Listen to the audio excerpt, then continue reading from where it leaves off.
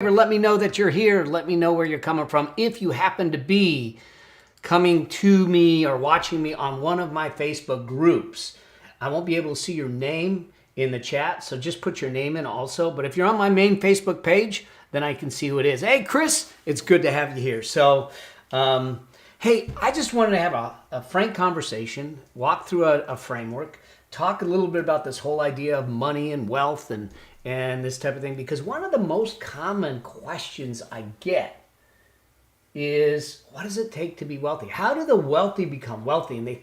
And what I hear often is this thought that it's really complicated and that there's challenges with being able to do that. And well, I'm not even going to talk about the whole money taboo stuff and the money mindset stuff. We'll talk about that on some other videos, and I've done some of that already. But here's what I've heard. A lot of people think that a lot of people that make, that are millionaires today, it's because they inherited, because they were born to the right family, because they had things handed to them. Here's an interesting statistic from a Fidelity Investments study that was done. 88% of millionaires are first generation millionaires. Now, what does that mean? What that means is that they earned it themselves. They made it themselves. They weren't necessarily, they didn't inherit it. I think it was like less than 12%, less than 10% inherited more than $100,000. So I think that we need to look at this and start to understand what you can do to find financial liberation, what you can do in this year to find financial freedom, to look at things to build wealth. And it's not, here's the interesting thing, it's not about the money, but it is about the money. Okay, and what do I mean by that? is that it's not only about the money. However, the reason that we want to find wealth, the reason that I think that it's important to get your financial ship uprighted and your financial ship going the right way, is to make sure that you have the ability and the flexibility to, one, buy your time back. Okay, to give yourself options, to give yourself avenues to do things that you want to do. Because with that ability to buy your time back, you can dedicate your time to causes, to movements, to missions that maybe aren't necessarily the money maker. Okay, or you can do it to make money, but you can now do the things that you love to do. And so I think it's important to do that. One, two. The other reason I think it's important to do that is so we get off of the idea that we need to depend on someone else for our well-being as we get older, whether it's our children, whether it's the government, whether it's Social Security, whether it's any of those things. And give yourselves, because imagine this for a moment, you get a chance to have control back of your financial well-being, to be able to know that you have the peace of mind that you ran your business correctly, that you did the things the way it should be done. So now you have financial peace of mind. Now, some of you might look at this thing and say, look, like for me, I'm 59. I'm going to be 60. I'm going to be 60 years old this year. Holy moly. Don't tell my wife. She says I act 12. And I'll continue to act 12. My day isn't complete until I know that she rolls her eyes and says, are you ever going to grow up? But I digress. So the answer to that question is no. I'm always going to be a kid and stay a kid. So I see some friends on here. Pam has known me for many, many years. Ron has been to every single event of mine from day one. Good to have you all here. So what I want to do is just talk about this idea of wealth. And looking back at the people that I've worked with over the years, the people that I've mentored in business, in wealth, in money, and all that, and some of the things that I've read, the research and everything that I've done, there's some traits. There's what I call 4 maxims, 4 rules, 4 things that wealthy people truly live by.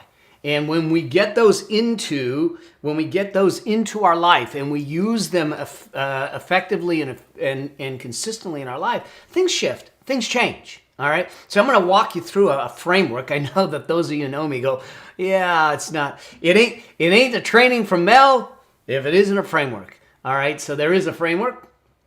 Those of you that might be coming in from one of my groups, do me a favor, make sure that you pop your name in as you're commenting, because it comes up as Facebook user because of the privacy settings and everything. And so I can at least call you by name and say hello, but hello, and I'm glad that you're here. So let's do this. I'm gonna jump to my iPad, but here's the thing that I want to do is I want to talk about the 4 maxims. Yeah, I know, framework, it's kind of crazy. Because here's what we can do. When we can take what people have done repeatedly over the years, over the decades, and break it down into a framework, then you can go do it yourself. And here's the funny thing, is that we're going to find out that none of this is really complicated. If we look back at some of the books that have been written about millionaires, whether it's Millionaire Next Door or any of David Bach's books or Chris Hogan's Everyday Millionaire, if we look at some of the stats and some of the things that have gone, there is a consistency, and there's decades between all those books that have been written, plus the studies that have been done.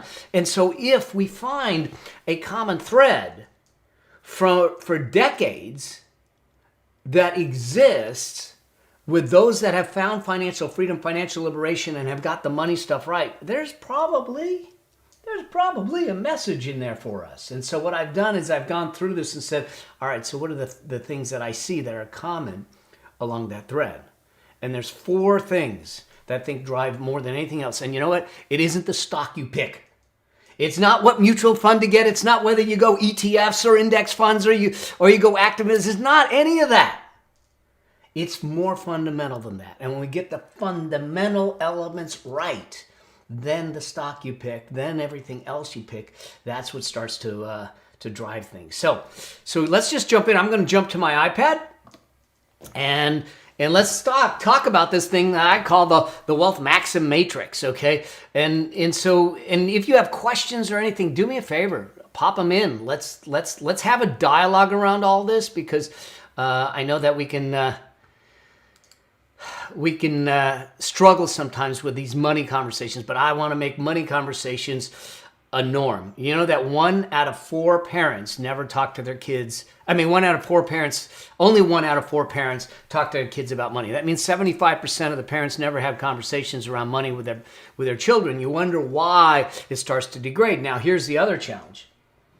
Where do those parents learn their money habits from, their money strategies and their money tactics from? So even the 1 out of 4 may not be a great avenue, but I think that we should be having these conversations so we don't do things like getting heavily into debt and prematurely, where we don't understand how that's going to bury us and do all that. So yeah, absolutely. Hey there, Carl. Good to have you, Maria. To see you here and do that. So here's the first thing. Okay, the first maxim that we need to. And I'm gonna talk about the maxim and give you 3 things that characterize the maxim. What you want to do. So hopefully we give you some tactical things to do in this process. But the first thing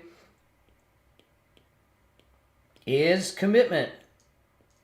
And as always, my iPad doesn't have spell check, so if I misspell it, all right, that happens. All right, I'm a numbers guy, not a letters guy. But here's the deal. It's commitment. It's commitment. Okay? The first thing that I think we need to do is actually commit to a financial journey. Too often we commit to a career, we commit to a business, we commit to maybe a relationship, but have we committed to journeys in our lives? And we have multiple journeys in our lives. Have we committed ourselves to a health journey? Have we committed ourselves to an emotional journey? Have we committed ourselves to a spiritual journey? Have we committed ourselves to a financial journey? See, your financial journey isn't a byproduct of other things you do. It's deliberate. It's not coincidental. And so the first thing is a commitment. Now, how do we do that? There's 3 things that I think that we need to have in place. And I work with people in the Affluence Blueprint to do a lot of this so we can get this done. The first is this, is that they create a vision and a plan.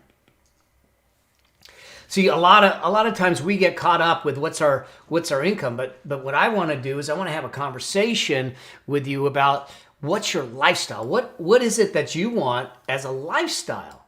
And the idea here is to figure out, how do we use your business? How do we use your career? How do we use that to create a machine to fund the lifestyle? What does that vision look like? For instance, now this was pre-COVID.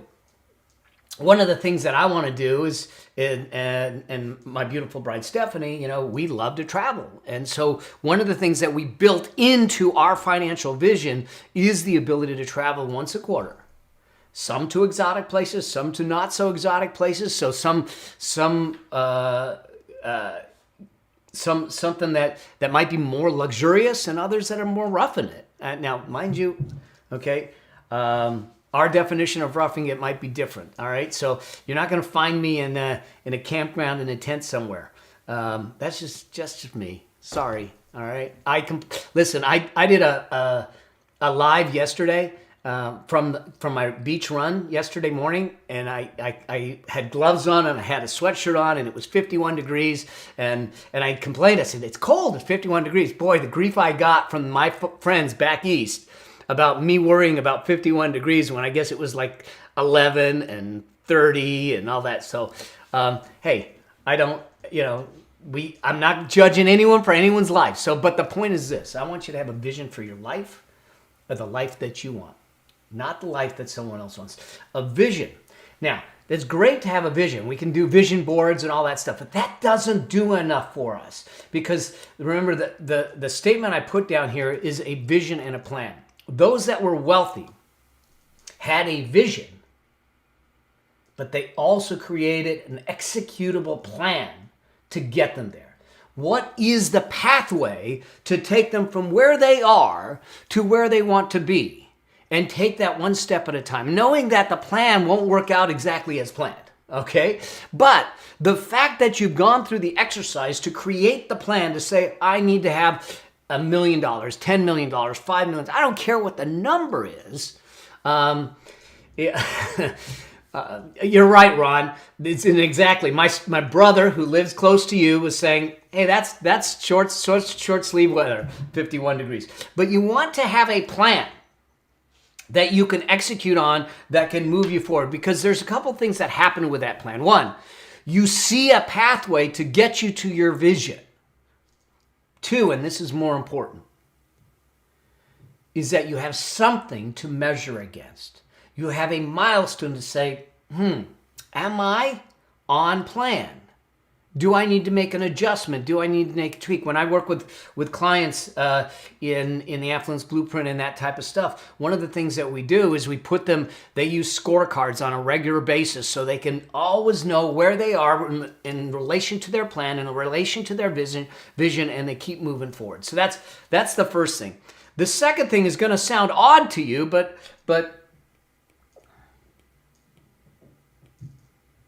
communication. Okay, it's going to sound odd to you. Communication. What do you mean communication? We're talking about commitment here. Here's what I mean. And I've seen this happen more often than not. Is that those of you that are in committed relationships, those of you that are married, to be married, want to be married, should be married, whatever it is, in committed relationships, I want you to communicate.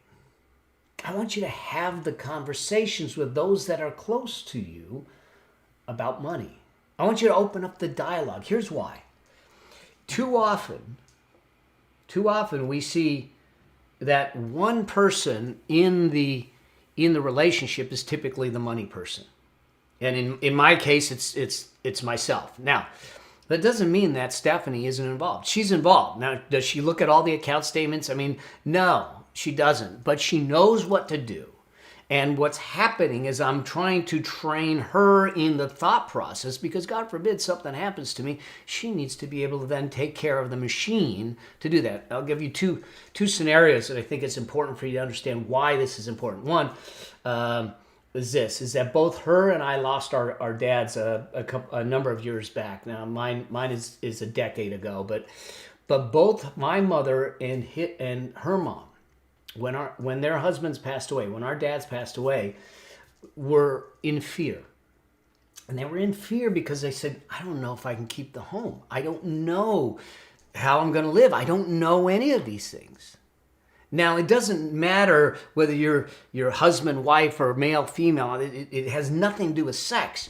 But if one party in the relationship is the sole keeper of the money conversation, and the other one isn't aware of it, God forbid something happens and we put them in fear. And out of respect and love for them, I think it's important for us to have these conversations so they feel safe. You know that 2 hours. 2 hours. Now, this was probably a little too short of a time frame. 2 hours after I got diagnosed with cancer, I was sitting in my attorney's office having a conversation around the trust to make sure that everything was dialed in. Now, Stephanie was not happy about that because she felt like I was planning for the end. But indirectly I was. But the fact of the matter was I was trying to give myself peace of mind to know that my wife is taken care of, my son and his family is taken care of, my brother's taken care of, and the people that I love are taken care of. And so it's important to communicate with the people that are close to you and the people that matter about your plan and your commitment. So that's number two. The number three is patience. Oh man. Patience. Here's the thing, is that those that were wealthy realize that it's a long game. We're playing the long game here. You see what's gone on with Bitcoin. I don't even know where Bitcoin is today, but it shot up to 34,000, then down to 30,000 and all that. And people are and you'll hear about these Bitcoin millionaires and they're moving to Puerto Rico and doing all that stuff. Great.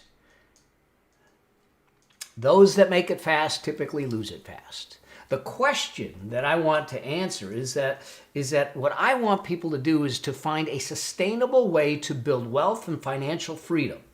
And the way to do that is to be patient with yourself, with your learning, with the things that you need to skill up on.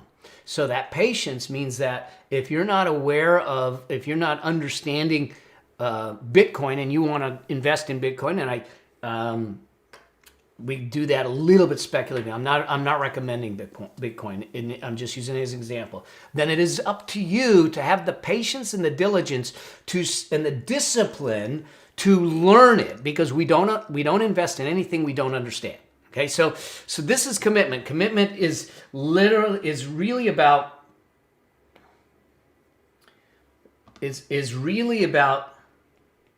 deciding. When you decide that you're going to take a hold of your financial destiny, and you can do that today, in a moment, right now, you can make that decision. Then you decide to commit to it. You create a vision, you create a plan, you communicate with those around you, and you have the patience and the diligence to take it that next step. Now, that takes us to the next piece of the Wealth Maxims, the Wealth Maxim Matrix. And this is what I've noticed in all the work that I've done.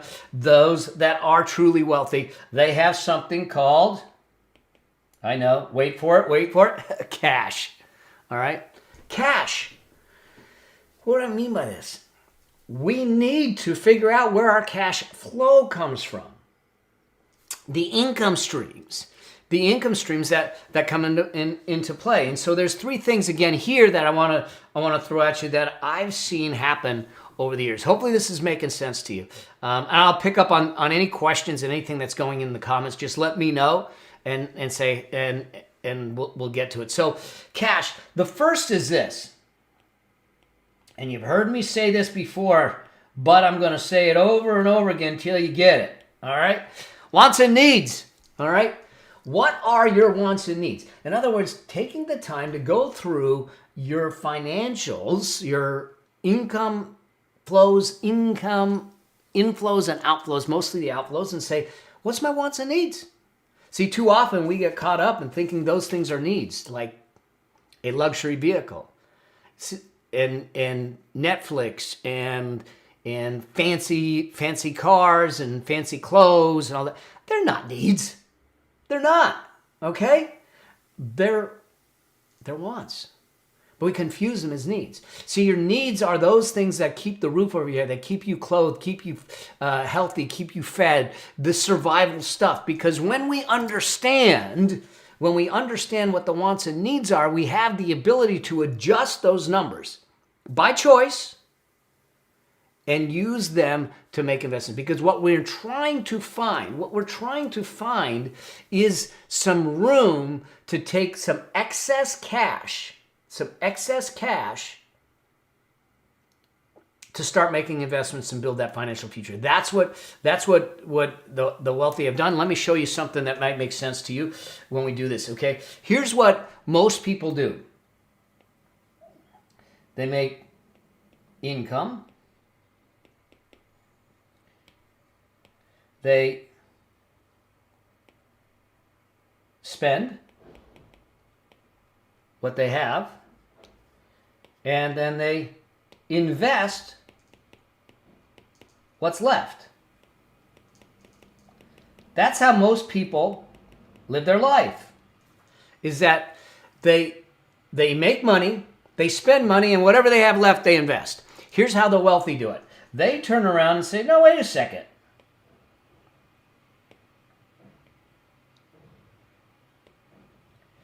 They decide to make investing a priority.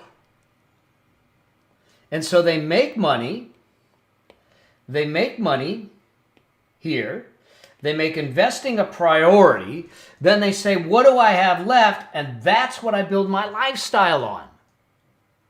And if I don't like the lifestyle I can build on that, then my job is to find the margin, find the leverage, find the additional income or lower the expenses so I have the ability to increase my lifestyle. But we don't forsake our future. We don't forsake our freedom. We don't forsake our liberation for lifestyle. Okay? That leads me to the second piece of this here, this maxim, and that is this. Wants and needs. We need to find income scale. Income scale. So what do I mean by this? Is that if you're in a business, and many of my clients are because I primarily work with entrepreneurs, if you're in a business, how do we leverage your income up? How do we find other avenues of income sources, whether it's licensing, whether it's productizing and merchandising? What is it that we can do? Investments, other categories. We talk about the 5 incomes in the Affluence Blueprint, and making sure that at some point in our life, we want to be able to replace 70 to 100% or more of our income streams from leveraged income sources that don't require us to do the work. The key here is this. I want your cash, the income that you earned, the cash that you earned, the money that you earned to work harder for you than you did for it. That's truly the key. So we need to find income scale. Now that might even include starting a side hustle. Okay? And today, COVID or no COVID, this is the greatest time to start a side hustle. It is easier today to start a business than it's ever been before. Ever. Because of the technology, because of the access, because of doing these things. So finding income scale is going to give you cash flow that you can then use to build investments and to build that wealth. And you don't need a lot. $200,000 at 9%, started at age 30, will give you over $600,000 by the time you retire. Okay? $200 a month. We can do that. We can do that. All right, that leads me to number 3 on this. And here's what they do. No more Joneses. You know, the whole thing about keeping up with the Joneses? Here's the secret. The Joneses, they're broke. They're broke. We can no longer spend the time looking to our right and our left, looking at Facebook, looking at Instagram, looking at the perfect facades and pictures that people are placing about, look at my perfect life on jets and Lambos and this and that, and think that they're not living, that they're truly living a liberated life. We don't know anything about them. They may be totally engulfed in debt. They may be choking with debt. What I want you to do is sit back and say, what is it you want? In fact, the wealthy in this area, when we look at them, they live their life. If you look at Chris Hogan's book, Everyday Millionaires, you would never know they were millionaires. They just live their life. Live your life, not someone else's. So there's no keeping up the Joneses because the Joneses are broke. All right, that leads me to maxim number 3. Maxim number 3 is about savings. But before we go to savings, this is about deciding, this is about earning. Okay? So maxim number 3 is about savings. So there's 3 things here that I see with the wealthy and the people that I work with. The first one is this: what is your savings rate?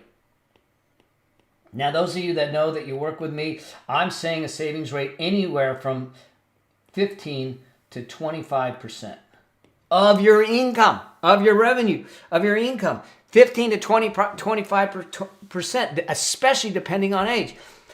What will happen is what increases and propels your wealth and your financial freedom is a combination of the income that's coming in, the excess income that you're investing, and the amount that you save, the amount you keep, the rate in which you save it. So those that were wealthy, those that found financial freedom earlier, they had a higher savings rate. But I would baseline ourselves and say 15% minimum of what I earn needs to go into an investment fund, into an investment account. I'm not saying into specific investments, just to have access to it, to make it an investing priority. Then we can decide as a second step where to put it to allow it to earn. So the first thing is savings rate. The second piece of this is to build margin. Okay? Well, what do I mean by margin? I mean safety.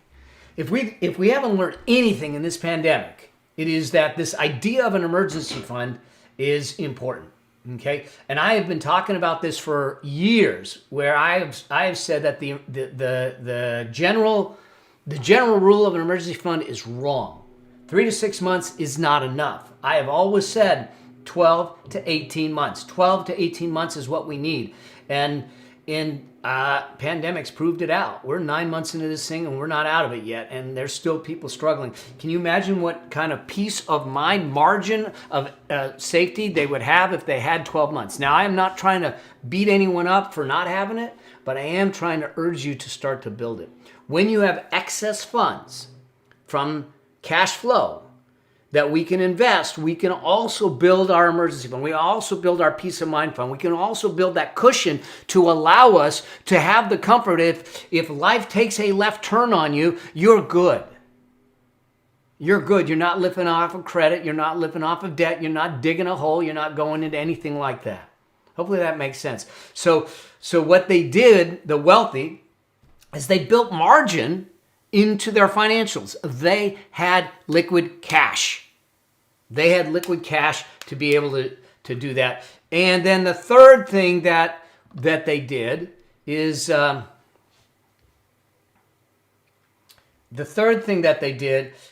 they automated it. They just had it done automatically. Money moved over into the emergency fund, into investments on an automatic basis. We do the same thing. Here's why we do this. Chris, just to clarify, yes, it includes anything going into your retirement accounts. The 15 to 25% is inclusive of the amount that's being funded into your retirement accounts. Okay, so if you're putting 10% of your salary away into a 401k, then you're 10% of the way there. And then we would add on top of that. So yeah, it does include that. So when we talk about this automation, we want to make sure that we're taking the risk or the friction out of your investing decision. If I have to physically write a check, anyone write checks anymore? I don't know. If I have to physically write a check and then send it to the investment house, okay? In fact, to do that, there's friction in doing that. But if the transfer goes automatically to the investment, if the transfer comes automatically out of your paycheck to go to a 401k, so if the transfer goes automatically, we take the friction out of your wealth building. And now your wealth building is on automatic. That is what is important, because then we get back to that compounding effect of just a couple of $100 a month over a period of time invested properly is going to turn into $500,000, $300,000 to $500,000, depending how it's invested. Okay, over time. It doesn't take a lot, and people think it's complicated to become wealthy. It's not. It's not. It's just discipline. It's these 4 maxims of commitment, cash, and savings. And so we automate it is the third piece of the savings element, which leads me to maxim number 4. Maxim number 4 is something called time in. Time in. Before we get there, let's do this. If this is deciding and this is earnings, this is about keeping it.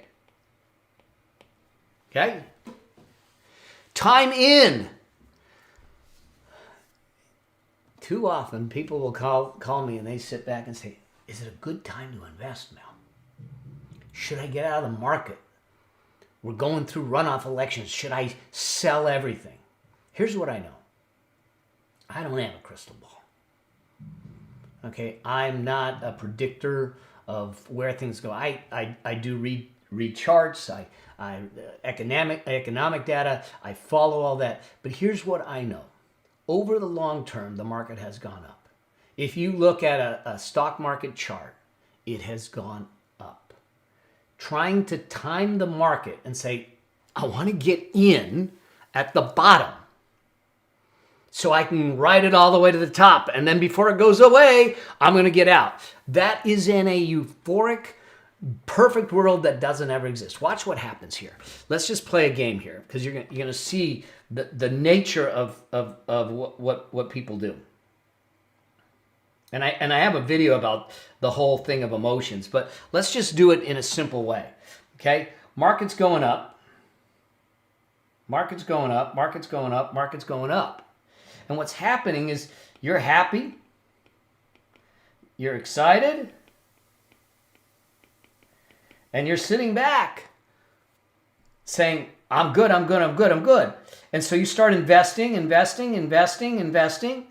what ends up happening is a lot of times people get greedy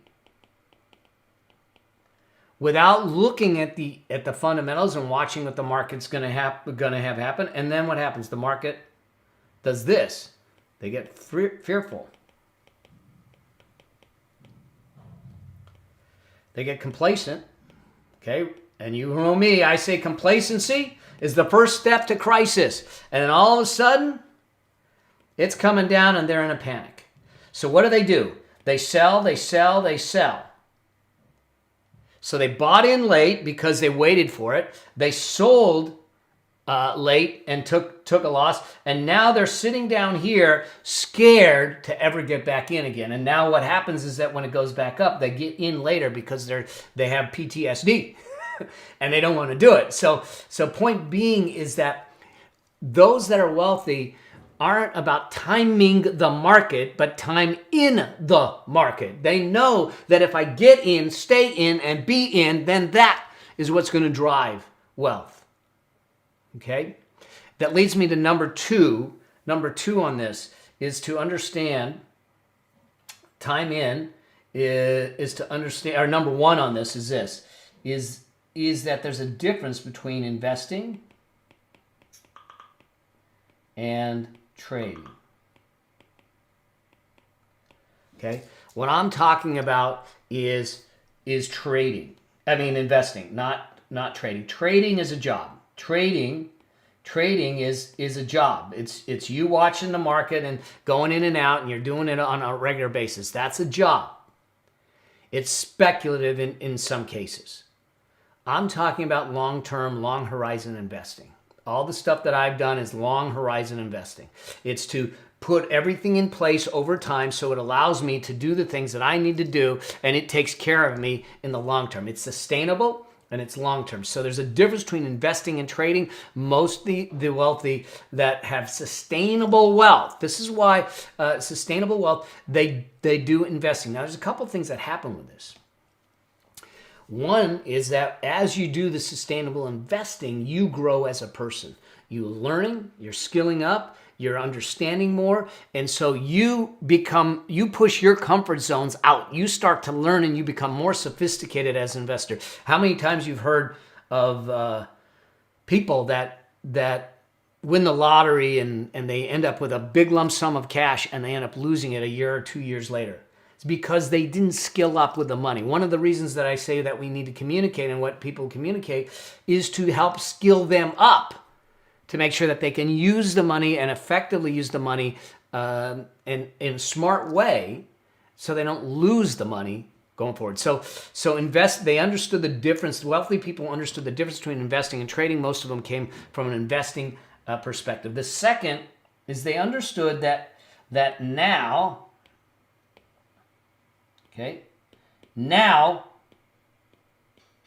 is the best time to invest. If you're sitting back in this situation going, I'm not in the market, what do I do? What do I do? Should I get in now? Now is one of the best times to invest. Getting time in the market. Now, I'm not telling you to go in there and just what investments. I'm not saying you just buy flippantly, because there's still analysis, there's still rules that you follow. But I want, if you're looking for the right time passed. So the next right time is here today. What's the right investment today for you guys to start moving you forward and do that effectively? And that leads me to number 3 on the Maxims, and then we'll see if we have questions. Team. Those that were wealthy had a team in place. They had the right type of advisor. They had the right type of mentor. They had the right team in place to assist them. They weren't isolated. They weren't making all the decisions in isolation or siloed. They had people there to help them. I have people that help me with it. I have people to keep me out of my own way. I have people to check my emotions if all of a sudden when things, like in March, when the market goes down almost 34% in less than 30 days, and I'm sitting back going, uh-oh, Armageddon's coming, that they can sit back and go, calm down, let's talk through it. They had a team. Do you have the right team? Now, there's a special way to pick advisors and that type of thing that we go through, because not all advisors are created equal. I'll do another training or video on that. But the idea here is that if this is truly about, if this is about deciding, this is about earning, this is about keeping, this is about staying. This is what all the wealthy do. This is the Wealth Maxim Matrix. There's 4 things. They commit, they find excess cash, I can count. They create a savings plan, and they stay invested and continually invest. Like I said, it doesn't sound sexy. But the good news is it's not complicated either. And so if you truly want to understand what the wealthy are doing and how they're doing it, this is all they do. Now we can talk about what investments, what structures, those kinds of things. But if we haven't made the commitment to a financial future, if we haven't made the decision to do that, if we haven't put the discipline in to grow, then it doesn't matter what investments you get into. You're going to jump out of it because you're going to make emotional decisions. I've watched it happen over and over and over again. So we got to do this in this way. We got to figure out, are we prepared to commit? And I'm totally cool. If you're not prepared to commit, I'm good with it.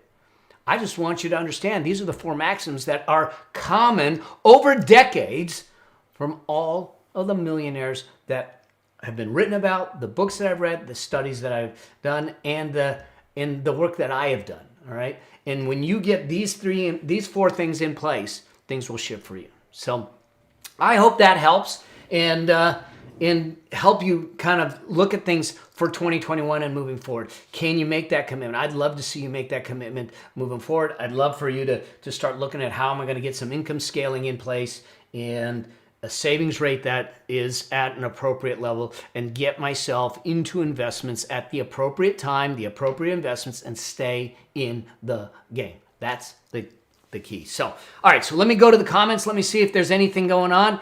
If you have questions or anything, I'm totally here to help. And let's see, Maria. Hi, Maria. It's good to see you here again.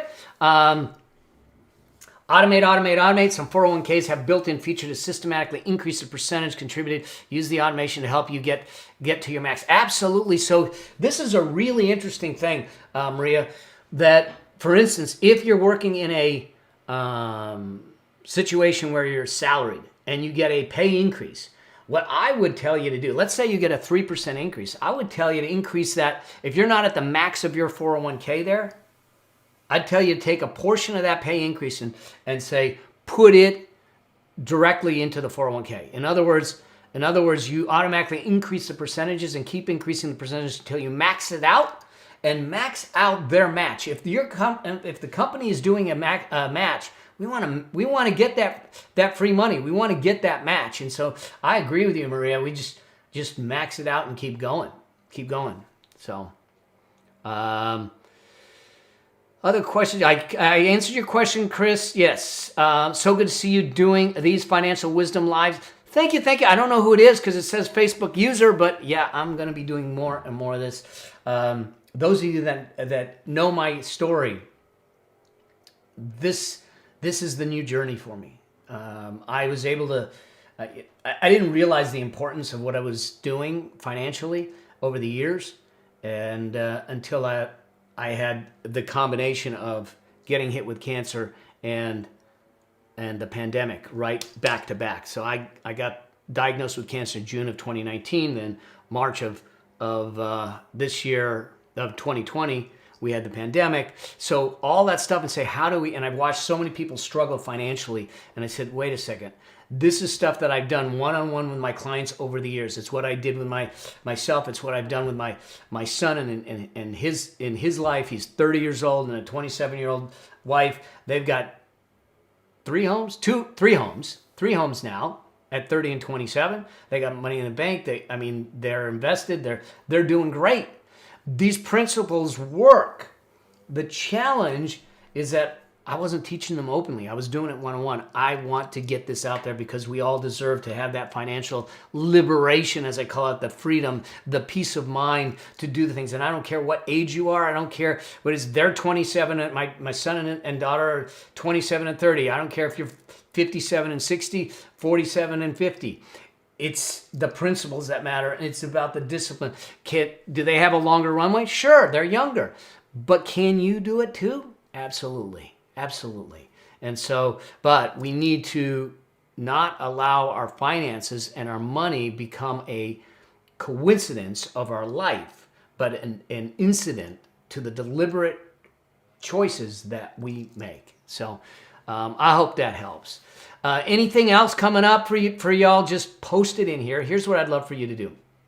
If you know of anyone or you have any questions, post the questions and I'll pick them up and I'll start doing lives. I want to do some live Q&A shows, even possibly bring some of you on to have the conversation around what you're dealing with and see if we can move you forward and do that. So do me a favor, post the questions. If you know of someone that is in an entrepreneur or dealing with money issues or trying to figure some of this stuff out and say, what do I need to do?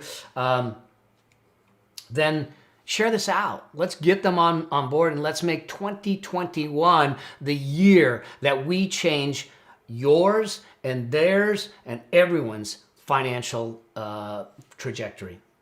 It's time to take control back. I'm not waiting for the government. I'm not waiting for anyone else. It is our job to do it the right way. So would this be for small business as well? Absolutely, Carl.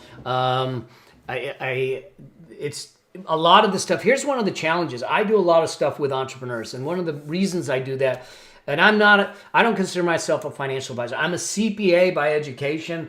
I've built businesses, bought and sold businesses, and value businesses, and I sit on boards of directors and everything from startups to billion-dollar companies I've worked with. So the point is that this, is that the traditional financial advice a lot of times do things in isolation based on your person, the individual, versus an integrated approach between your business as a business owner or your career and your personal affluence vision, as we call it. We talked about vision in the first in the first maxim. And so what we need to do is integrate, because here's the deal, especially for entrepreneurs and small businesses, that is your biggest, most powerful wealth building tool. However, it's also your single point of failure. Because as we saw, if a business can't operate because they get shut down, and we never imagined we'd have an economic blackout like we had, then what do? Or we look at myself and go, wait a second, I didn't plan on cancer, never imagined I'd get cancer. In fact, no one in my family's ever had cancer. I'm the first one. Lucky me. I'm fine. I'm done with it. We're clear. I got cleared in November and all that stuff. But the point being is this, is that when life takes a left turn on you, are you prepared? Are you prepared? And the way to do that is to make sure that you're building a financial machine, that you're working off the 5 incomes, and you have a blueprint to make that happen. So yeah, absolutely, Carl. It is for small businesses, big businesses. It is tactics, strategies, and things that we're going to talk about that will help people get their financial ship righted. All right? So, awesome. All right, y'all. There's no other questions. I'm gonna log off. I'm gonna get back to my day, and you guys get back to your day. Here's what I'd ask for you to do. Again, post any questions, share this out, but more importantly, start with a decision. Make this the day that you make the decision to take control of your financial future and commit. Once you make that commitment, everything else will change, because you have to honor that commitment, because it becomes part of you. All right. So let's make that commitment. Let's move forward and let's do this together. You're not alone, and I'm here for you. So blessings to you all. Keep rocking and rolling. Let's crush this thing. All right. Let's go make a difference. Cheers. See ya.